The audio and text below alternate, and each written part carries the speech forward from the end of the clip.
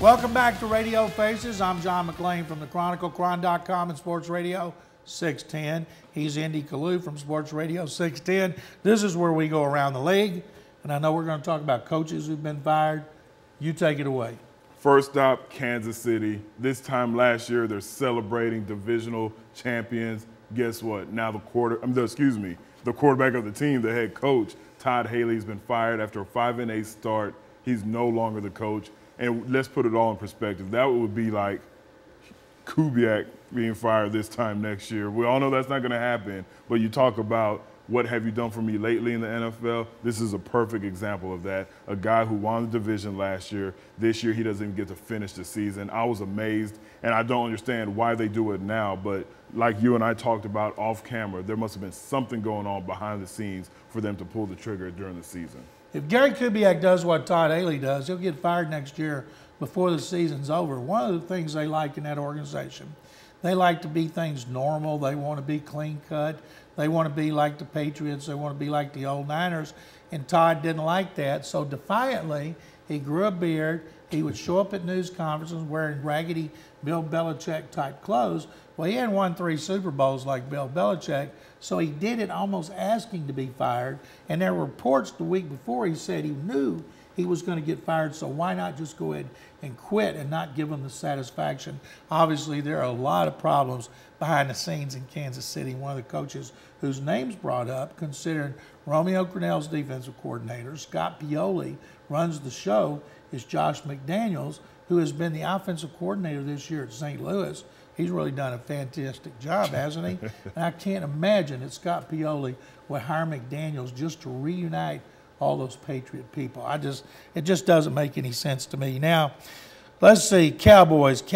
I know you feel terrible about the Cowboys. You talk about what's happened to them the last 2 weeks? Well, you talk about things that don't make sense. I really thought the Cowboys, they were going to turn their season around. They jumped off the back of Laurent Robinson and DeMarco Murray, but it seems like they're just not ready to take that next step to become the NFC East Division champs. And you saw that when they played against the Giants. They gave up 2 touchdowns in the last 3 minutes and 14 seconds. And the problem with this loss is Tony Romo actually played very well. He had a good game, 4 touchdowns, 21 of 31 for passing. He did what he was supposed to do at the quarterback position, but Ryan-led defense, they couldn't hold the New York Giants in the last 3 minutes and 14 seconds. I think there's problems all around. They're still in the hunt. They have the same record as the New York Giants, and it may come down to that last regular season game when they play the Giants, but I just feel they don't know how to seize the opportunity, and there's something wrong with the Dallas Cowboys, and they're not going to win that division. There's a really interesting column on NFL.com by Mike Lombardi analyzing what he calls their 4-minute offense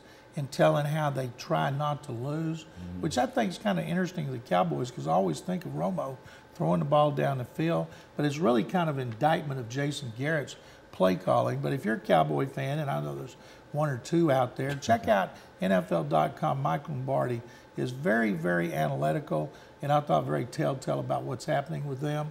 Now, I know you being an old defensive end, you threatened Michael Strahan's pass record a couple times for sacks, and you have an affinity for pass rushers. Tell us about Jared Allen and what's happening with him. Well, what's going on right now, this time while we're taping, he's leading the NFL in sacks with 17.5 sacks. And I'll tell you what's amazing. That's a huge number. That's a number guys like myself dream of having when we played.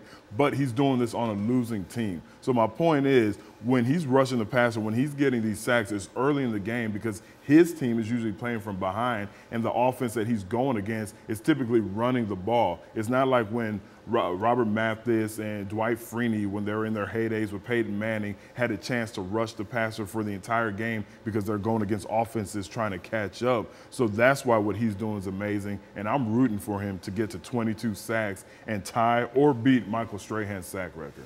Now, Coach, I want to talk to you about being fired is Tony Sparano in Miami. They fired him with 3 games left. They lost at Philadelphia. They'd won 3 in a row at home, and they've played hard all year. And they're going to keep the general manager, Jeff Ireland. Now, the only reason to keep Jeff Ireland is he went to Baylor. By the way, RG3. Congratulations, Robert Griffin III. Definitely. But Tony Sparano, a good guy. His players played hard for him. They're going to go out and get somebody that's a quote-unquote big name But I felt sorry for the guy. It's almost like they're afraid he might lead them to another victory or two, which might keep them from getting a big-time quarterback that they want. But I just thought that was terrible for him.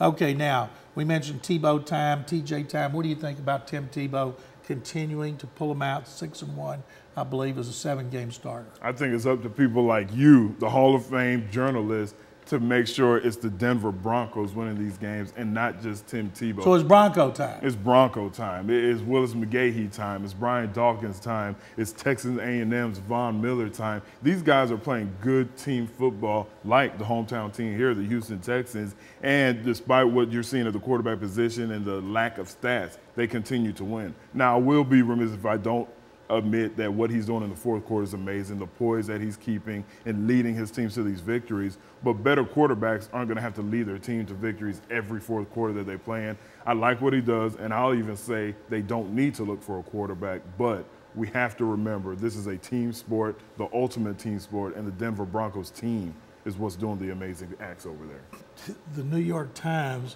has dubbed him the Mile High Messiah. Wow. Now, I'm hoping in the playoffs that they actually come to Reliance Stadium so we can see Tebow time versus TJ time. Nice. Because I think at some point, Tebow time is going to run its course, and he's going to have to do a better job of being a legitimate NFL quarterback who's more consistent, because at some point, some defense is going to stop them in the fourth quarter. Now, speaking of time, is it Green Bay's time to win the last 3 and be 16-0? If I'm the head coach, if I'm the GM, I call the entire team into a team meeting room, and I say, you know what, just to end all the speculation, my starters, we're going to approach the last 3 games like we've approached every other game this season. I think it would be huge if a team could go undefeated, win the Super Bowl. I know a lot of people saying, well, the ultimate goal is the Super Bowl. That's all that matters. Well, you know what? If I ask anybody out there right now, name me who won the Super Bowl 3 years ago, quick, you'll have to think back about it. But if they go undefeated, that's something they'll be telling their grandkids about, and that's something that won't be forgotten, just like the old Miami Dolphin team. What I like about Mike McCarthy, he's not telling them like a no-hitter, don't talk about it. He's letting them talk about it. They're not looking at the last game. They're looking at the next game, but it's important for them. And what better team in the NFL to be the first 19-0 team than the Green Bay Packers?